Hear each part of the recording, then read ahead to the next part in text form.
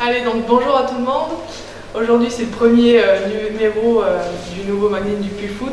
Donc aujourd'hui, on est avec les U19 pour leur parcours en Coupe Gambardella notamment. Donc à votre gauche, Florent Rochette, l'éducateur, et à droite, Pierre Ginte, milieu gauche de l'équipe des U19. Donc on va revenir sur votre parcours et sur le tirage qui vient d'avoir eu lieu sur les 64e de finale.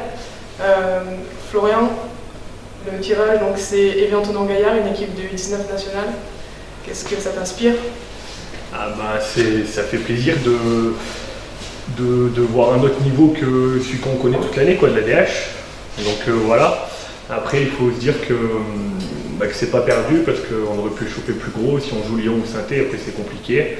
Ça sera sûrement compliqué contre Evian, mais je pense qu'on a notre mot à dire. Donc voilà, on souhaite fortement se qualifier pour le tour d'après. D'accord. Et toi, Pierre? On aurait pu prendre une équipe plus petite, mais Evian c'est sympa, ça nous met une motivation supplémentaire. Choper une 19 NAS c'est pas mal. On est quand même en 64e là, c'est déjà bien. D'accord, donc on rappelle juste que Evian à ce moment est 9e avec 5 victoires, 3 nuls et 7 défaites. Et le match, normalement, aura lieu samedi 9 janvier à 14h30 au Père Fayard. On va revenir maintenant sur votre petit parcours en Gambardella. Donc vous avez commencé le 11 octobre à Lille-Mauriac, dans le Cantal. Vous avez gagné 8-0, puis vous avez enchaîné avec une victoire à Vergonge en 2-1, une victoire 1-0 contre Montferrand et la qualification dernièrement contre Chamalières. Une anecdote à nous raconter, Florian, sur un match de ces qualifications?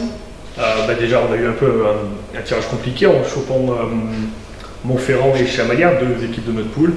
Après en plus qui lie un peu Pierre, Montferrand il avait attaqué le match, j'étais pas content de lui à la mi-temps, donc je lui fais des reproches et j'enlève même. Et puis Alexis Marcut, là, la 75e, qui en pouvait plus, et je regarde mon banc de touche et je pensais qu'il n'y avait que Pierre qui pouvait jouer à ce poste-là, parce que c'est en numéro 6, alors que d'habitude c'est pas son poste, et le premier ballon qui touche, il rentre et il marque, et on a gagné 1-0, et c'est grâce à Pierre, donc c'est marrant quoi. Coaching gagnant alors. Ouais, on va dire ça comme ça. Ouais. Et toi, Pierre, comment tu l'as ressenti? J'avais pas fait une très bonne première mi-temps, donc c'est sympa que je marque le but de la qualification. D'accord. Maintenant, on va passer un peu plus avec Florian sur le bilan de cette première partie de saison. Pour toi, il est plutôt positif? Oui.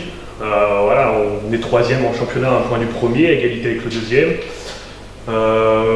On n'est pas forcément la priorité, alors quand je dis ça, voilà, toutes les équipes sont importantes à leur degré, mais voilà, des fois si les meilleurs 19 ans peuvent aller s'exprimer en DHR, ils le font et c'est tant mieux pour eux dans leur progression. Et nous derrière, moi j'ai un effectif un peu large et de qualité, donc voilà, aujourd'hui on se retrouve en 64e de Gambardella dans le coup en championnat. On a fait 5 victoires, 2 nuls et 2 défaites. Voilà, on a peut-être perdu des points sur les matchs nuls et sur la défaite, mais voilà, c'est partie du sport. Et, la priorité de la catégorie reste la Gambardella, mais si on peut jouer sur les deux tableaux, on ne va pas s'en priver du tout. Ok, merci. Donc là, on va passer un peu plus sur des choses un peu plus légères avec toi, Pierre. Donc, si tu as des comptes à régler, c'est maintenant.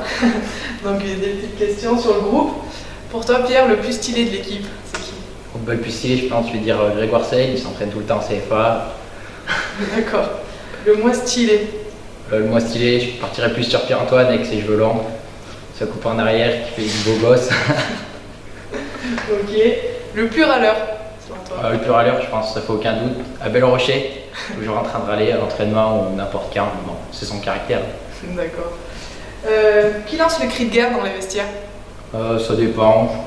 Parfois Ludo, Pierre-Antoine, ça dépend. Il n'y a pas vraiment de quelqu'un fixe pour ça, c'est comme ça vient.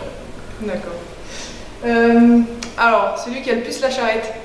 Le plus la charrette, je pense à notre capitaine Paul Niro. Et l'inverse, le plus rapide?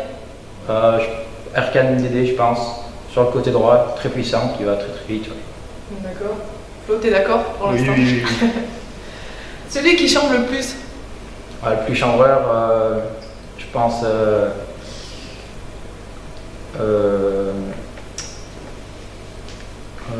Abel encore une fois ou Ludo, quoi. Toujours dans leur registre, quand on gueule, qui chante beaucoup. D'accord.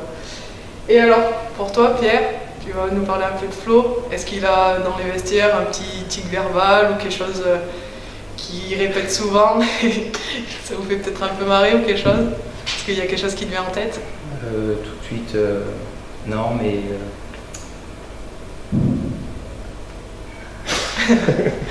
Faut pas avoir retenu c'est là. rien. ouais, non, mais là, j'avais pas forcément réfléchi à la question.